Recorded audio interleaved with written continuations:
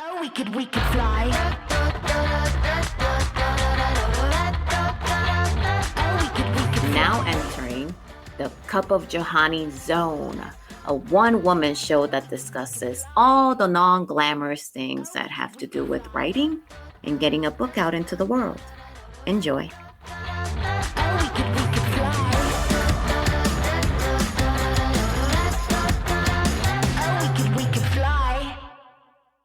Everyone, and welcome to Have a Cup of Johanny. I'm Johanny. So on today's episode, we're going to talk about grief and how it can block the creative process. So we're going to talk about this because it's something that I'm going through. So today is a bit of a somber episode for me. And I'm still going through the grieving process. So on November 10th, I accepted a puppy to foster into my home. And there's this rescue, two rescues actually. One of them is Bridge Pups Rescue in El Paso, Texas. And they rescue puppies that are wandering around the bridge in El Paso, from El Paso to Juarez and Juarez to El Paso, and bring them over and get them healthy and find them forever homes. And West Texas Tales is the other rescue, and they've been helping with donations. So that way, the puppy that I'm fostering, Dahlia, that's her name, that she can have the vet visits, all the health or medical needs that she needs in order to get healthy. Well, Dahlia has, by the time you will listen to this, it will be had a venereal tumor, and unfortunately, she also has other ailments as well, anemic, pneumonia, digestive issues, and things that just aggravate and make the venereal tumor even worse to treat. And so I took her in because it was like, when I saw the pictures on Instagram, I followed the Bridge Pups Rescue on Instagram. And when I saw her picture and I saw that she had this ailment, this injury in her private parts and how it looks, I figured that her chances of finding a foster home will be slim, just because sometimes we go off of how people look or how creatures look in determining whether they're worthy of someone's love or not. And that has been my personal experience anyways. So I didn't want to be in that predicament. So I didn't think about it too much. I think I was only worried because I had cats. I have cats in the house, and I know that sometimes dogs and cats, they don't get along. And but yeah, I had nothing to worry about.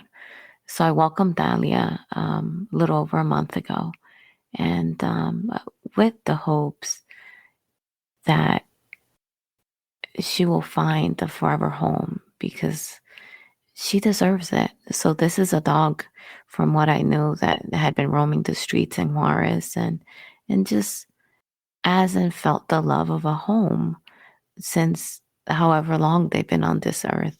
And I wanted to give her that love and prepare her for a forever home that would give her that love forever. I just didn't know that what she had wouldn't be able to be fixed, wouldn't be able to be healed. And no one knew, really. This is not me blaming anyone. Don't take it like that, because I'm not. I'm just therapy, talking it, saying it out loud, because I've been holding it in for a little bit now. And it's like going back and thinking of that day. We were so hopeful that everything will work out. And I had a vision of just getting her through that hump. I was like, the surgery is the hump. She's going to get the surgery. That's going to be her hump.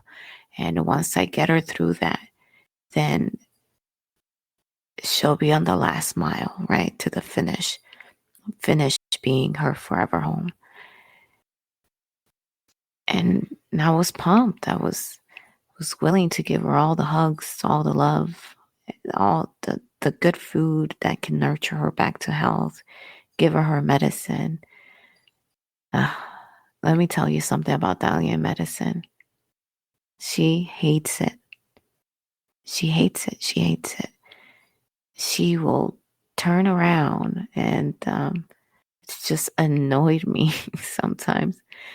I will put a bowl of food and I will think that the medicine will be super hidden in there because I will crunch the pills and try to stir it along with the food so that way she wouldn't taste it, because I know, right? I equate it to children, trying to give children medicine.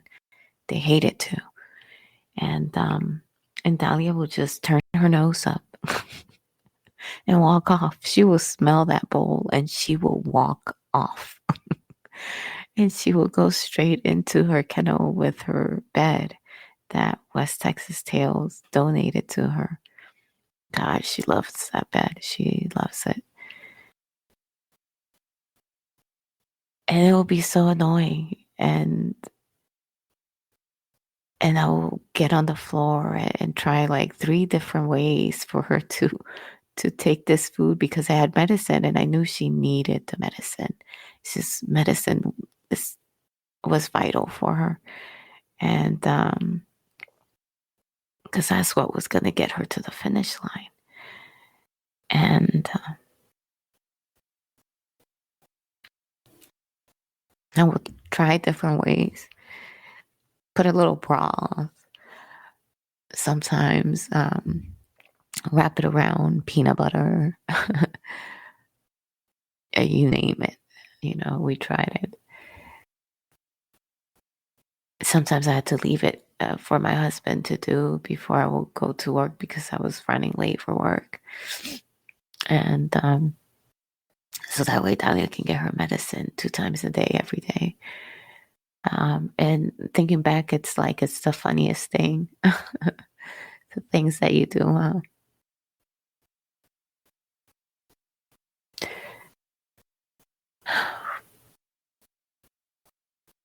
So we took her the first time to the vet because she was bleeding a lot from there, and we got worried, and I didn't want something bad to happen to her, and I just wanted to make sure that we were doing things right for Dahlia. So we took her to the vet the first time. This was before her scheduled surgery, to make sure that everything was good when we saw her bleeding a lot from her private parts where the tumor is. And we found out, that's when we found out about, we already knew she was anemic, but we found out that she also had pneumonia, and she also had acid reflux and some unknown digestive issues, which was causing her to basically just not be able to keep food in. At this time, Dahlia was slowly gaining weight, but then the throwing up was a little worrying as well, just because, if you can't hold on to food and you were already anemic, it's a little concerning. And we took her to the vet. So the vet said that she had pneumonia, just like I said, and they gave her more antibiotics. They gave her some acid reflux medication as well to treat that, because they noticed that her throat, they could tell in her throat that she was throwing up a lot. And then the bleeding was also concerning, because if it was getting to that point, it may have been too hard to do surgery just because the tumor was growing. It was starting to look like a cauliflower now. And on top of that, it was bleeding. But either way, we left there with more medicine and hopeful that once again, just love, good food and medicine, we can get Dahlia to the finish line. And then the second visit happened on her scheduled surgery on the 10th. And 4 days prior to that, I left for the field, and I left. I left with the worries of work out there in the field, and I also left with the hope that when I would come back, I would see Dahlia in her crate on her bed, dopey but recovering, right, from the surgery. And it was that juxtaposition of those two feelings was strange, but that's how I left on Tuesday to go to the field, worried about work, hopeful about Dahlia, because I just knew it. I saw it in my head how it all played out. I saw it. That was the vision. And on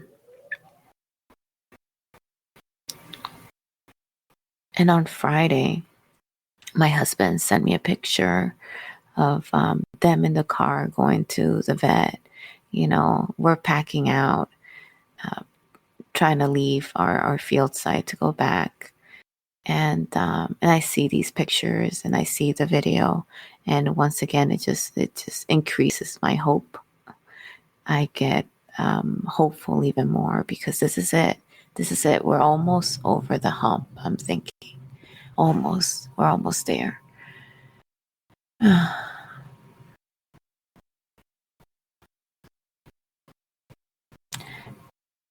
And I'm literally inside the Humvee with 3 other people, and I get a text from West Texas Tales asking if I was busy, if I can talk. And I don't do well with texts that say we need to talk, but don't say why, because I catastrophize a lot and I think the worst. So I texted her back to give me a few minutes, but then I couldn't wait, so I called her back. And once again, it's the worst feeling.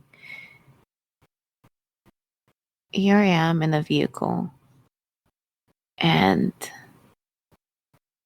I have to hold back how I feel and how I want to react, just because of where I am and what I'm doing. But inside, I'm screaming, I'm crying, I'm kicking, I'm yelling why. But outside, all I can say is okay.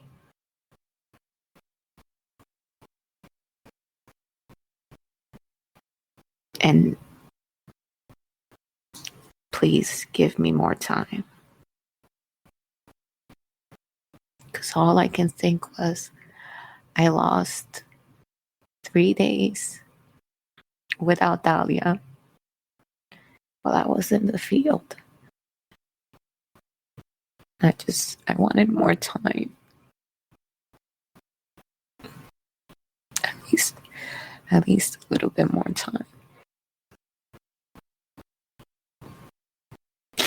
So the vet recommended that we take her back, so that way we can say our final goodbyes on Monday. Today is Monday.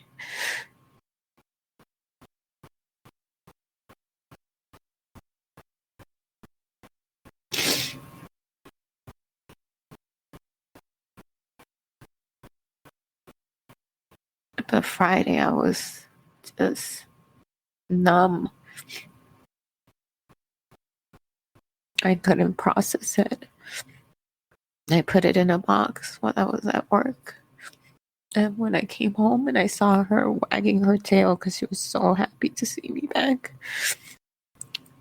and I broke down and cried. Then I was exhausted, so I slept.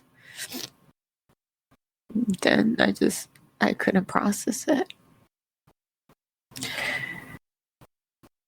Bridge Pups Rescue called me, or she texted me. She left me an amazing recording saying thank you for at least giving her a home and a family.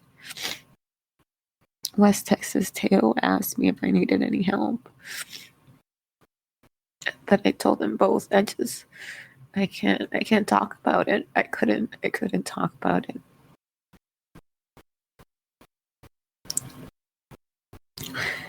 Because if I did, it would be real.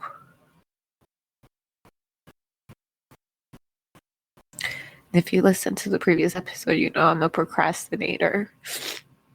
And I'm a procrastinator because I try to avoid things that are either hard or I feel like I may fail at or I feel like I may succeed in. That's what I found out after doing a bit of soul searching and self-awareness with the various apps and books. And I knew that that's what I was doing here. I was procrastinating, facing the goodbye that I will have to say today. And I didn't want to deal with it then. I put it off. Friday, I put it off.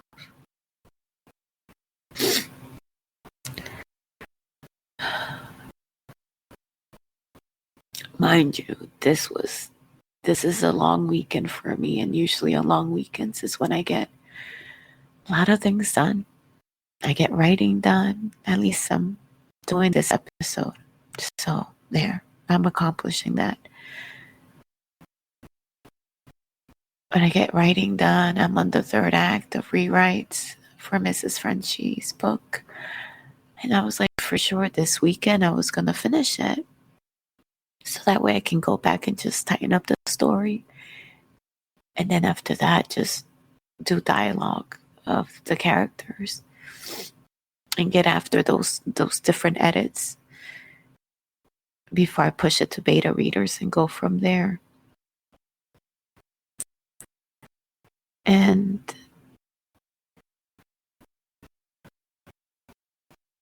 just holding on to those emotions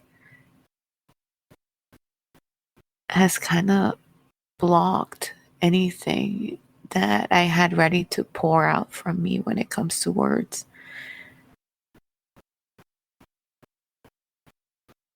And I find myself, when I can't write, I find myself reading about it. So at least I'm doing that.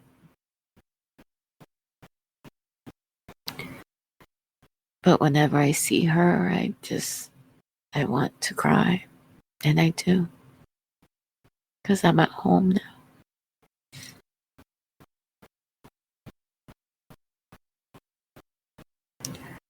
But today is the day that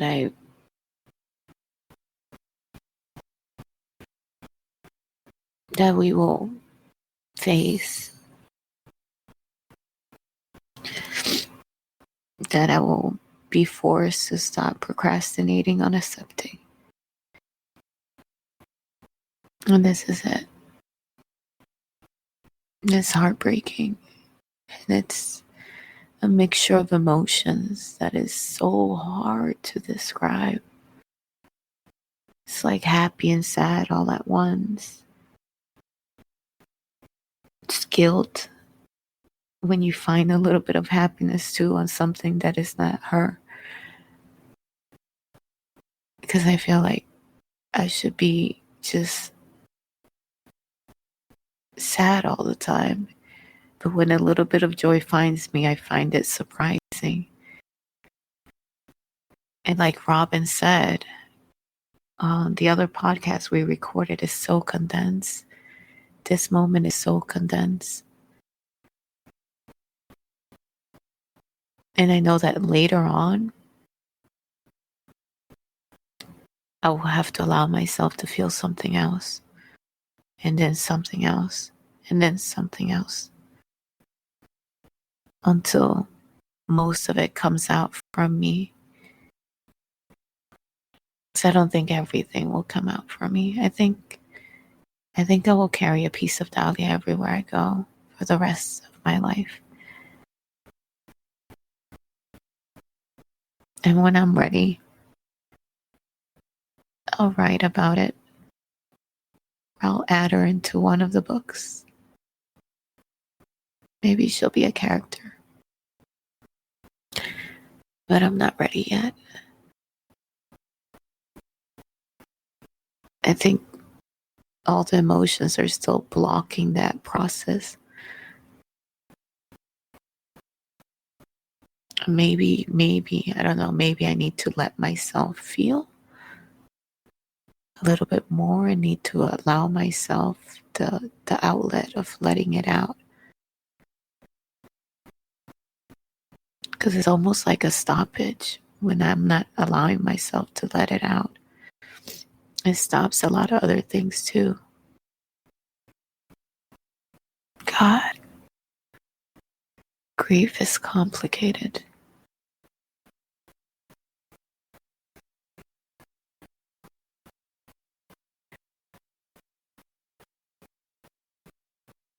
Thank you.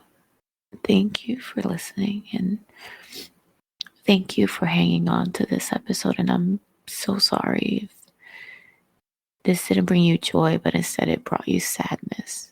I'm so sorry. I don't wish those emotions on anyone. But I did needed to say this out loud. And I do want someone, anyone, to listen and to understand.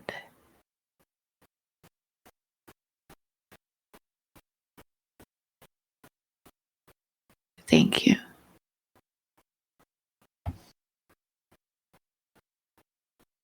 Oh, we could fly. Oh, we could fly. Thank you so much for listening. Don't forget to follow and subscribe to the show. See you on the next episode. Bye.